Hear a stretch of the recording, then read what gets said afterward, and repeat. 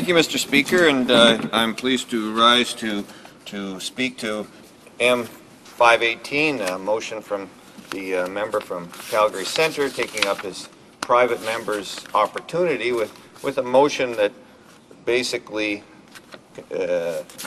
tries to debate the continuing direction that the government of Canada, the Conservative government of Canada, is taking with their economic policy. Now that, Mr. Speaker, for one who's going to only get his first private member's bill after 5 years in the House for debate, I find that it was a very large sacrifice on the part of the member from Calgary Centre to put forward a motion like this when he could have been doing something much more useful for his constituents. But having said that, I'm very pleased to have the opportunity, of course, to debate the issues that are within that bill. And I note that our previous speaker from the Liberal Party didn't dwell over long on the corporate tax cuts and the history of the Liberal Party within that. Quite clearly, the New Democratic Party has believed and has continued to believe that corporate tax cuts that were initiated in the 90s and carried through to this day have fundamentally altered the tax system of Canada to a point where it's no longer recognizable, and that the burden has fallen directly upon average Canadians. Average Canadians, when they do make a profit on their income, so to speak, would invest this in Canada. Certainly, the average Canadian takes his dollars and puts it directly into the Canadian economy. That's the case. What's happening since we've moved the tax burden over to the individual is that those individuals don't have the same capacity. What has happened within the system for businesses? Well, the very best businesses do very well in Canada, and Canada still, if we look at it, is a resource-based economy. So where businesses are doing well is in selling the natural resources, taking the natural resources out of the ground here in Canada and selling them to customers who require these resources in order to conduct their business in this country as well as in other countries. So we have an economy that is robust in its sale of natural resources.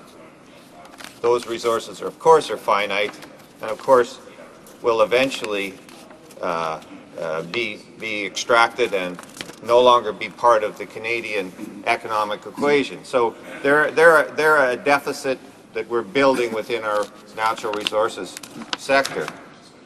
So profitable companies, Canadian resources go hand in hand. Those are two things that go hand in hand in this country.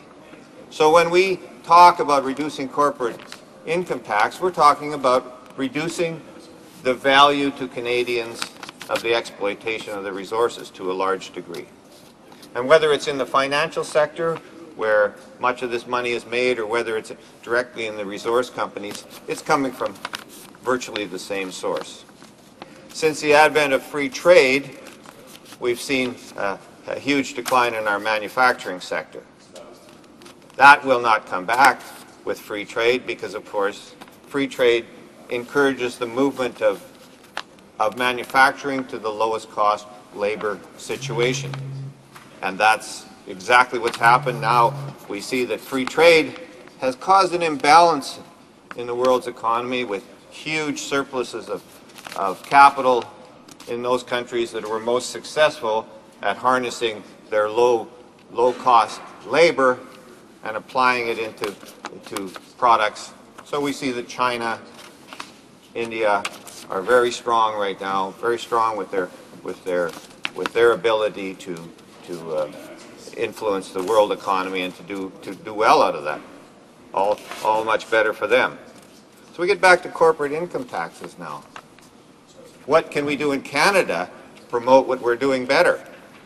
And I take a look at the Mackenzie Valley and the Mackenzie Valley Gas Project. There's one that's gone through environmental assessment now and has gone through a process, and it's come to a point where we all in the North can support this project because we've identified what has to happen with it and what can make it go well.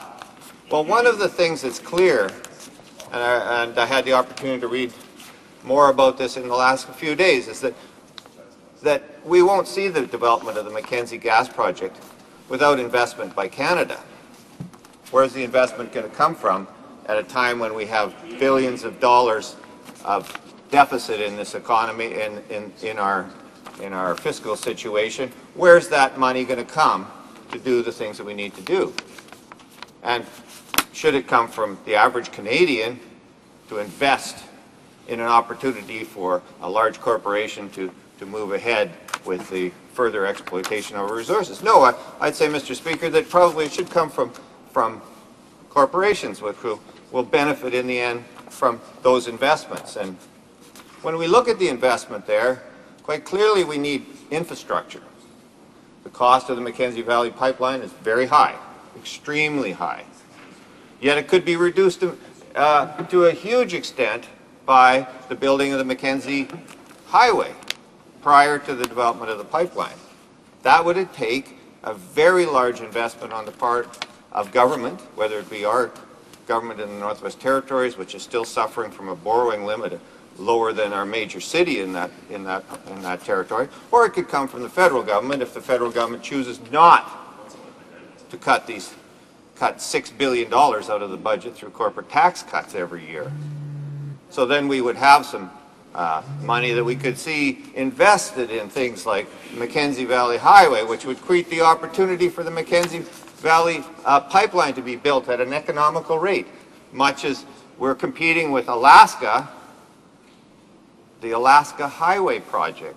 The Alaska pipeline that will be built along the Alaska Highway, we're in a situation in the Northwest Territories where we're trying to compete with a project that has better infrastructure than we do.